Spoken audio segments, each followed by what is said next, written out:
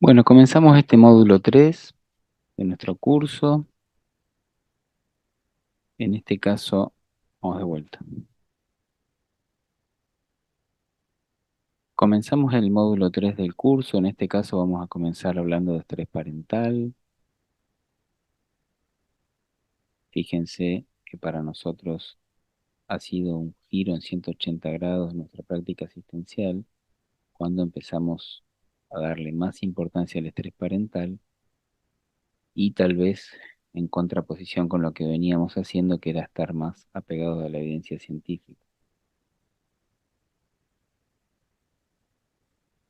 En general, la evidencia científica nos dice que el diagnóstico temprano y oportuno, bueno, son fundamentales para el pronóstico del desarrollo. Sin embargo, tenemos que ver que en la investigación se prioriza lo que es la validez interna, ¿cierto? Por sobre la validez externa. La validez interna quiere decir que los resultados de un estudio están bien, mientras que la validez externa nos indican qué tan probable es que esos mismos resultados se den en nuestra población. Entonces resulta que los estudios tienen criterios de inclusión y de exclusión y que cuando se miden los resultados de las intervenciones tempranas, se excluyen a aquellos pacientes o familias que tienen ciertas características, como por ejemplo el estrés. Estas características podrían ser confusoras de los resultados, entonces, para favorecer la validez interna, se suelen excluir de la investigación. Entonces, hacer una correcta lectura nos tiene que llevar a usar de la mejor manera la evidencia científica para ver de qué manera detectar oportunamente y tratar a tiempo. Por suerte, la investigación es un método que se corrige a sí mismo, digamos, y que con los años fueron apareciendo nuevos estudios de investigación, y lo que al principio era, de alguna manera, estudios de investigación que priorizaban la validez interna y que excluían, digamos, miembros de la investigación que podían tener factores que complicaran la intervención, con el paso de los años se fueron realizando nuevos estudios, eh, y estos nuevos estudios, digamos, eh, incluyeron un poco el estrés familiar. En nuestra experiencia hemos visto familias que tenían altos niveles de estrés o ansiedad, pero que al momento del diagnóstico no habíamos hablado.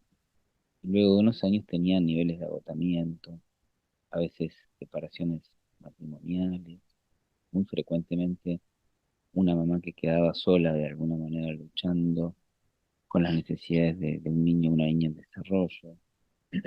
También hemos tenido familias que tal vez tenían una tendencia a la depresión y tampoco lo advertimos inicialmente, y el proceso diagnóstico, la forma de transmitir la información, etcétera, podían desencadenar una desmejoría en los síntomas depresivos, ¿no?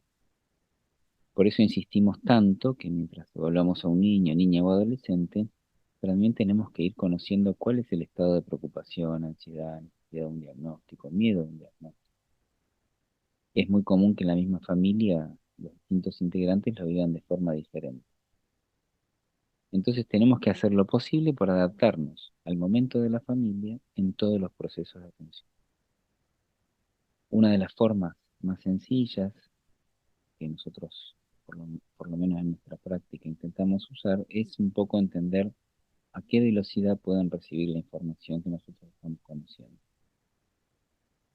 Bueno, cuando estemos más adelante en este curso y entremos en las condiciones de desarrollo, vamos a tener la oportunidad de conocer, digamos, la manera en la que vamos explicando la información y la velocidad en la que lo vamos haciendo. Fíjense que los trastornos del desarrollo se relacionan o producen estrés porque se caracterizan por algunas de estas o varias de estas, ¿no? Por las dificultades en la comunicación, por la presencia de comportamientos desafiantes, la necesidad de cuidados adicionales, preocupaciones por el futuro. Nosotros recomendamos mucho esta página. Plena Inclusión es uno de nuestros sitios de mayor interés.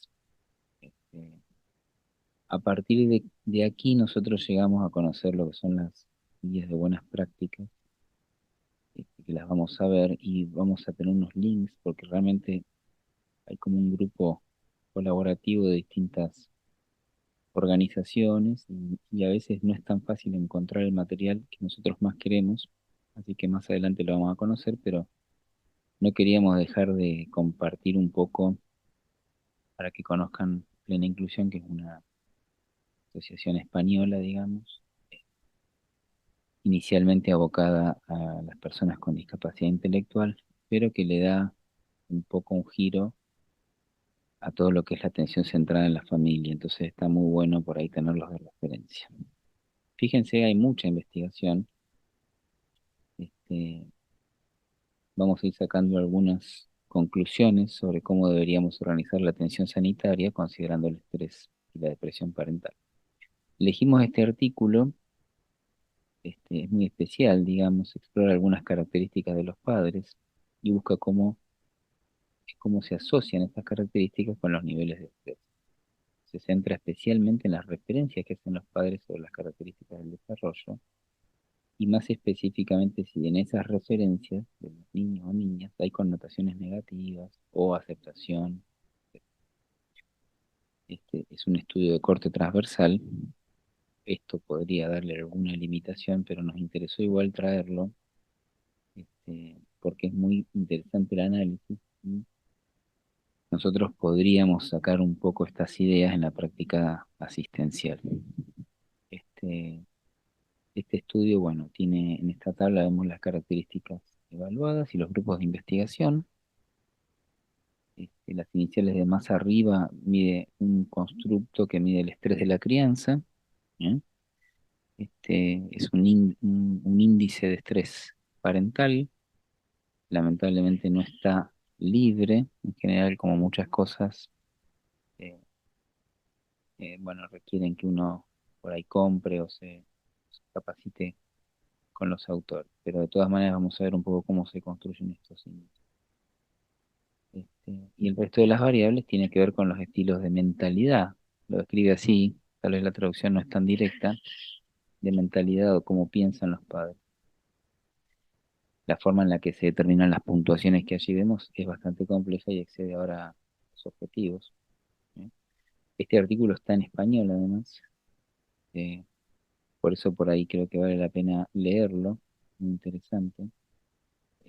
Hay muchos artículos en PubMed que están en español, aquellos que, cuya lectura entera está dentro de PubMed.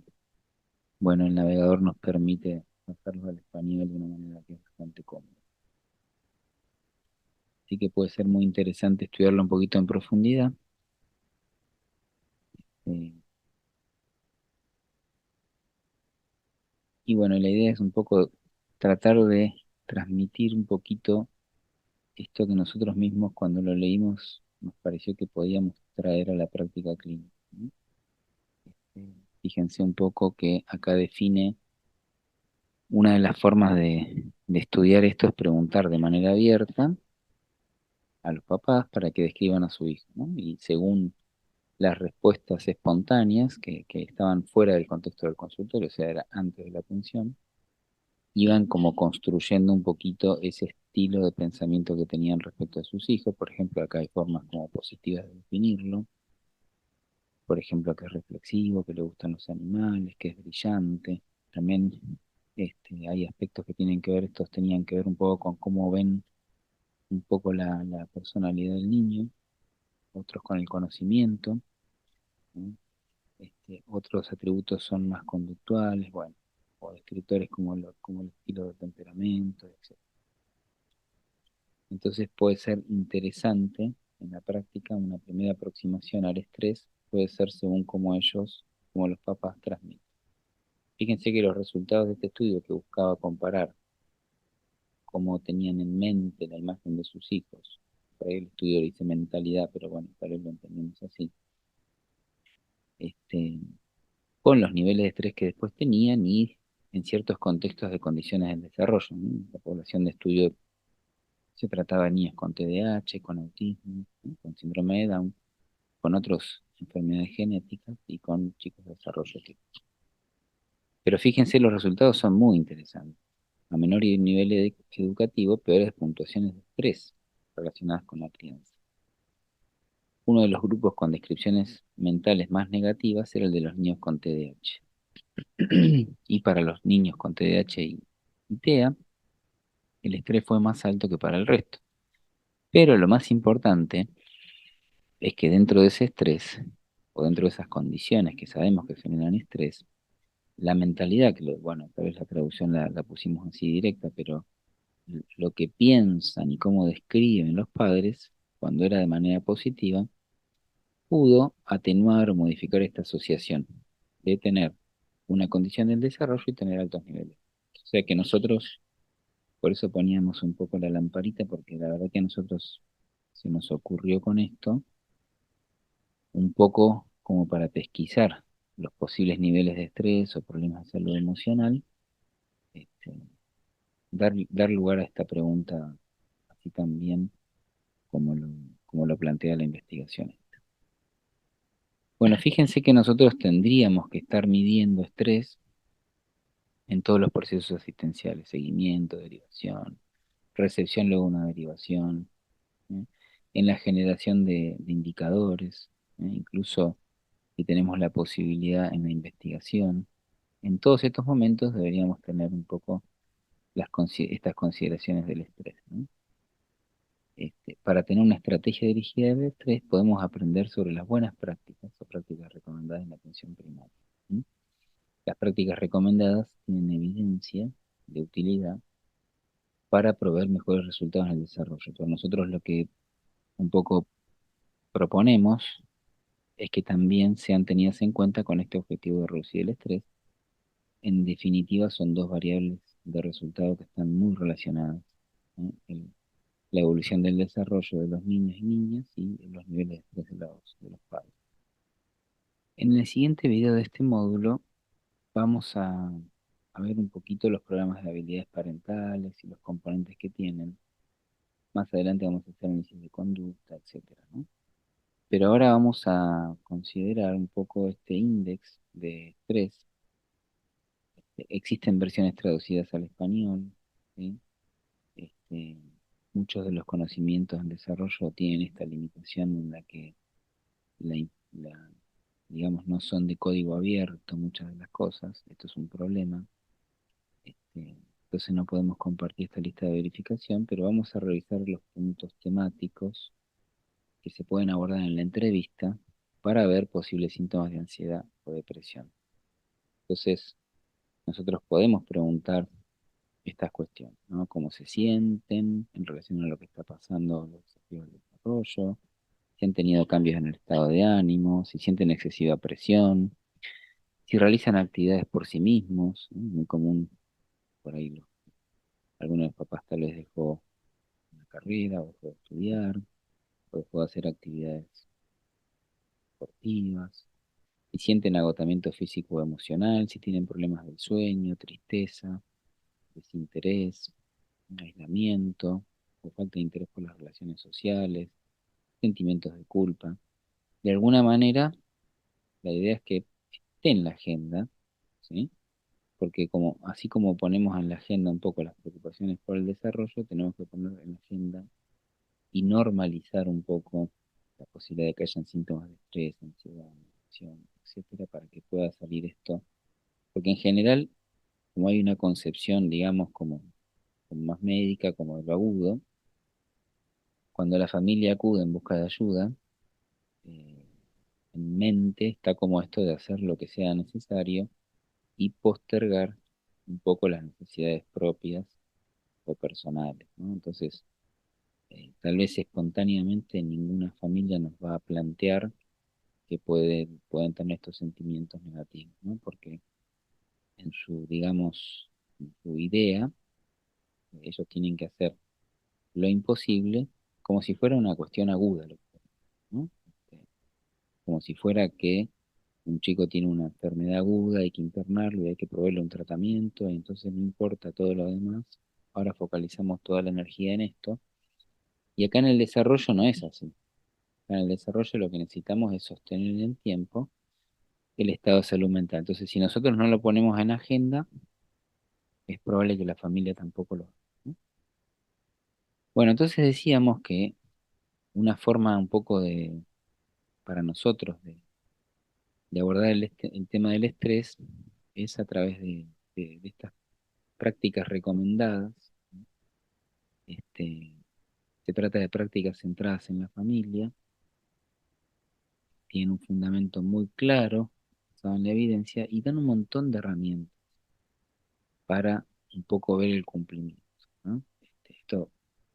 Las prácticas recomendadas podrían ser un motivo de exhaustivo estudio, digamos, pero nosotros ahora vamos a ver lo que a nosotros nos resulta más práctico, ¿no? Que son algunas listas de verificación que nos permiten un poco ordenar nuestro pensamiento y nuestra acción. Los fundamentos que decíamos que son muy claros, que el niño pasa obviamente o la niña siente más tiempo en la familia o en actividades recreativas que dentro de los consultorios, por eso lo que hacen las prácticas recomendadas es lo imposible por dar orientación, soporte, participación para que en ambientes naturales se produzcan los aprendizajes significativos. Este, Efectivamente, la mayoría de las situaciones de aprendizaje que normalmente se dan en consultorios se pueden reproducir en contextos naturales. Además, la familia puede tomar decisiones o debe tomar decisiones sobre qué estrategias de estimulación proporcionar. Las estrategias tienen que estar alineadas con la familia, la cultura, las preferencias y los saberes de los profesionales. Esto es un poco el conjunto que decimos que es muy amplio. ¿Sí? Lo bueno que ahora vamos a facilitar un poco el acceso a través del campus de los links que tienen el material más rico por ahí, para que lo puedan ver y tener de referencia. Pero la propuesta que ahora le queremos hacer es incorporar listas de chequeo de uno de los ejes temáticos de las prácticas recomendadas, que es la familia. Reflexionar y luego planificar una mejora continua en base a estas listas de chequeo. Fíjense que acá esto lo van a tener en la plataforma porque sinceramente no es tan fácil de encontrar el material que a nosotros nos parece más rico de todo este conjunto de prácticas recomendadas, así que por ahí después van a poder entrar. El primer link tiene como todo el material organizado en español y el segundo tiene las listas de verificación. Vamos a entrar directamente acá en vivo, en el link, y vamos a ver a qué se refieren. Fíjense que las prácticas recomendadas tienen un montón de ejes. La verdad que está organizado de una manera muy sencilla a partir del primer enlace, como les decía. Este, entonces van a poder ir navegando cada uno de los ejes, tiene una breve explicación y un material un poco más amplio. Pero vamos a ir un poco a familia, y esto es lo que nosotros queremos un poco transmitir, que es lo que estamos nosotros incorporando también, que es la lista de verificación de las prácticas centradas en la familia. ¿Mm? Acá tenemos la posibilidad de acceder al PDF, y esto simplemente es un chequeo que nosotros, los equipos de salud, nos podemos hacer. Es una escala de tipo Likert de 4 variables, y la idea es un poco que vayamos viendo en qué medida las prácticas se emplearon como parte de las interacciones con los integrantes de la familia. O sea que tal vez después de una evaluación o después de un control de seguimiento o cuando derivamos y recibimos la contrarreferencia, cuando tuvimos una instancia de trabajo con las familias, el equipo de salud podría preguntarse esto, ¿no? Si casi nunca, algunas veces o siempre, la mayoría de las veces, se trabajó de esta manera. Se trató a la familia con respeto a sus creencias y prácticas personales y culturales. Bueno, se ofreció a la familia información completa y objetiva para que puedan tomar decisiones. Se tuvo en cuenta las circunstancias particulares de la familia. Pudimos detectar eso que estaba pasando en la familia, ¿no? Vieron que en los casos clínicos anteriores siempre un poco metíamos alguna circunstancia familiar que tal vez sale solo cuando damos lugar, cuando preguntamos, repreguntamos, ¿no? Por esto que decíamos hace unos minutos. Bueno, y así hay un conjunto de preguntas que nosotros podemos chequear, y a nosotros nos está pasando aprender mucho, digamos, en torno a estas preguntas. Las 4 listas de verificaciones tienen este, su, son parecidas, pero tienen su variación. Entonces sería buenísimo, muy sencillo de incorporar en la práctica clínica, en la toma de decisiones, bueno, en todos los momentos un poco asistenciales. Sería muy, muy interesante que los equipos de salud incorporen estas herramientas. Bueno, fíjense que la propuesta general entonces, para nosotros, como queremos un poco proponerles que realicen la atención es en estos tres ejes, ¿no? Poder medir, preguntar e investigar sobre estos síntomas de estrés, depresión o ansiedad en la familia. En caso de que no estén presentes, poder poner en la agenda tema, normalizar la presencia de los mismos, ¿sí? Para que sean tenidos en cuenta por la familia y esté clara la disponibilidad del equipo, digamos, en recepcionar estas preocupaciones. Brindar oportunidades para participar en la toma de decisiones, que es un poco lo que veíamos recién. ¿Sí?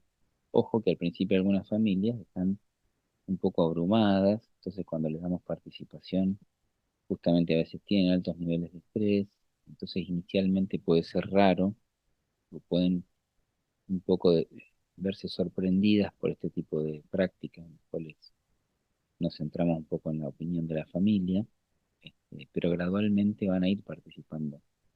Eh, la perspectiva de la familia va cambiando, no diría minuto a minuto, ¿no? Pero en general pasa 1 o 2 días o 1 o 2 semanas de una entrevista y cambian completamente de perspectiva, ¿no?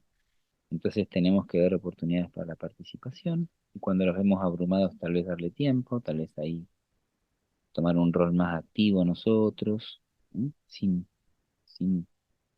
sobre, digamos, exigirlos o sobreexponerlos a mucha cantidad de información. Y por otro lado, brindar herramientas, que esto es lo que nosotros vamos a seguir trabajando en breve, de habilidades parentales. ¿Sí? Pensamos que en general hay dos tipos de habilidades prioritarias. Primero el manejo de conductas desafiantes y luego el manejo de dificultades de comunicación. Y luego a partir de estas dos, se podrán trabajar otras tantas habilidades para diferentes actividades de la vida diaria, juego, ¿sí? Puesta de límites, autonomía, regulación emocional, etcétera. Entonces, bueno, esta es nuestra forma de ver esto, nuestra perspectiva un poco es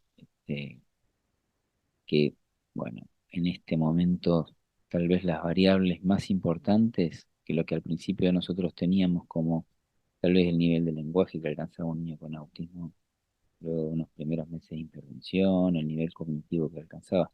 Estamos descubriendo que en realidad probablemente las variables más importantes tienen que ver con el estrés familiar. Entonces esta es nuestra forma de trabajar actual, de esto es lo que estamos aprendiendo en los últimos años y bueno, a partir de acá es que se organiza un poco nuestra forma de hacer la consulta. Bueno, en el próximo video vamos a un poco ver la evidencia de las intervenciones parentales, o de habilidades parentales y vamos a ver los componentes de los programas, ¿sí?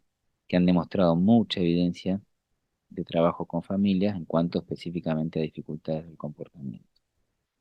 Y en el siguiente módulo vamos a intentar llevar todo esto a la práctica, pensando que en el primer nivel de atención es fundamental, más allá de que nos podamos apoyar en otros niveles, es fundamental que podamos manejar todo esto y que podamos tener eh, ofertas bueno, de brindar espacios de trabajo de habilidades parentales. Bueno, muchas gracias por la atención.